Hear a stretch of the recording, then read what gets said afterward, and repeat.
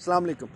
पाकिस्तान में हम निज़ाम तालीम पर बहुत सी बातें सुनते हैं, बहुत सी बातें करते हैं। हम सबको लगता है कि निज़ाम तालीम में बहुत सी ख़राबियाँ हैं और इस तालीम के सिलसिले में तरबियत का फ़ुक़दान है, इस तालीम के सिलसिले में रहनुमाई का फ़ुक़दान है, इस तालीम के सिलसिले में बहुत कुछ ऐसा है जो कि बच्चों के ज़हन को जला बख्शने के लिए, ज़हन खोलने के लिए, उनको तहक़ीक़ पर आमादा करने के लिए होना चाहिए, लेकिन नहीं है। अब इसमें आप और हम क्या कर सकते हैं? हम फ़ौरन इस सारे निज़ाम को आप या मैं शायद नहीं बदल सकते, लेकिन कुछ काम ऐसे हैं जो आप और हम कर सकते हैं। अब उसमें पहला काम ये है कि हम बच्चों को कुछ इस तरह के सवालात, कुछ इस तरह की बातें सोचने पर आमादा करें जो कि उनकी तख़य्युल को खोलें, जो कि उनके ज़हन को इस तरह से जला बख्शें कि उनको नए से नए पहलू किसी बात को जानने के, समझने के और उस बात को किसी और रुख से देखने पर आमादा तो कर सकें। हमारे एक दोस्त हैं जो कि इसी निज़ाम तालीम के हवाले से अक्सर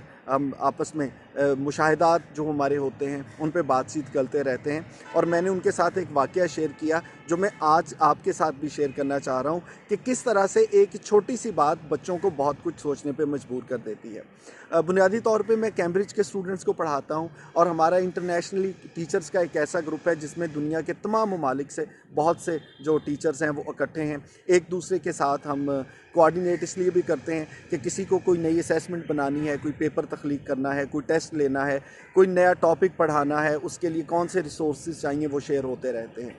वहाँ पे एक बहुत खूबसूरत चीज़ सीखने को मिली, और वो चीज़ ये थी कि एक टीचर जो कि साइंस के टीचर थे, उन्होंने कहा जी कि मेरे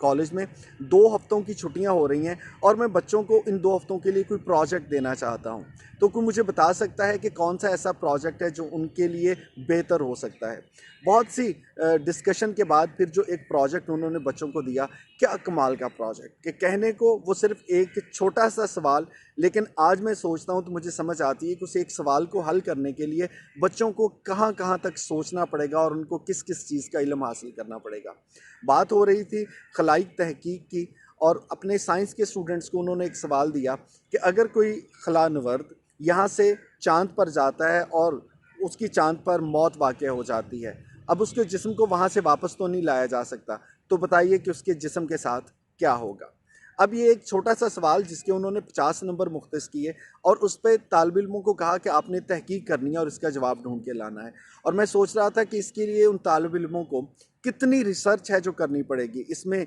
शायद केमिस्ट्री भी आएगी, इसमें बायोलॉजी भी आएगी, शायद कहीं ना कहीं फिज़िक्स का भी किरदार इसमें होगा, और इतने मज़ामीन को कितने रुख से उनको ढूंढ के जवाब तलाशने की कोशिश करनी है कि अगर वो बॉडी वहाँ पर होगी जो कि अब डेड बॉडी है तो उसमें डिकम्पोजिशन होगी तो कैसे होगी, वहाँ पे हवा है नहीं है, अगर ऑक्सीजन नहीं है तो फिर उसके मामलात क्या होंगे, कितना टाइम लगेगा। और ये वो सारी चीज़ें थी जो कि बच्चों को सोचने पर, तख्लीक पर, तहकीक पर मजबूर करेंगी। अब आप और हम जो हैं, मुझे लगता है इस बात को मानने में कोई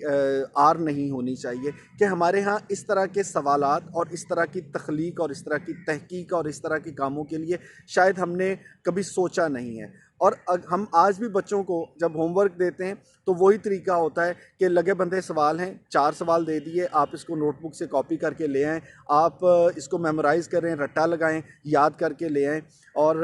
मुझे कहने दीजिए कि हमारे निज़ाम तालीम में मक्खी पे मक्खी इस तरह मारी जा रही है कि उसमें क्रिएटिविटी का कोई आंसर ही नहीं है। आज भी 9th या 10th क्लास का एक बच्चा अगर उसको ऑर्गेनिक केमिस्ट्री पढ़ानी हो तो वो उस्ताद कहता है कि भाई मोटे टक्के वाला मार्कर लें, एक पेज के दरमियान में लाइन लगाएं, एक तरफ डेफिनेशन लिखें, दूसरी तरफ डेफिनेशन लिखें, नीचे उनकी आपने एग्जांपल देनी है, तब आपके 3 में से 3 नंबर आएंगे। और अगर आपने टक्के वाले मार्कर के साथ दरमियान में लाइन लगाए बगैर उसको पैराग्राफ में लिख दिया तो भाई नंबर कट जाएंगे। अब ये वो बहुत बुनियादी सी चीज़ें हैं जो मैंने अपनी ज़िंदगी में ऑब्ज़र्व की हैं, और मुझे लगता है कि इस निज़ाम तालीम को बनते बिगड़ते अब न जाने कितना और टाइम लगे, लेकिन बतौर उस्ताद, बतौर वालिदैन, आप अपने बच्चों को कम से कम इस तरह की तहकीक के लिए कोई ना कोई मौज़ूआत दे दिया करें, कोई ऐसा सवाल पूछ लिया करें, और फिर उनको अपना जहन इस्तेमाल करते हुए آگے بڑھنے دیں. انہیں کہیں آپ اس پہ سوچیں اور خوب سوچیں, جتنا سوچ سکتے ہیں سوچیں, جتنے سوال ڈھونڈ سکتے ہیں ڈھونڈیں. اور آج کل علم حاصل کرنا کوئی مشکل نہیں ہے. ہر بچے کے پاس موبائل ہے, کہیں نہ کہیں انٹرنیٹ تک رسائی ہے, گوگل اور دوسرے سرچ انجنز پہ بہت کچھ ہے جو اویلیبل ہے. ان کو تحقیق کرنے دیں, اس سے ان کا دماغ کھلے گا, اور جب دماغ کھلے گا وہ خود کچھ سوچنے کے قابل ہوں گے تو یقیناً وہ اپنی زندگی کے لیے, اس معاشرے کے لیے مفید شہری بھی ہوں گے, اور کچھ اچھا سوچنے کی صلاحیت بھی ان میں پیدا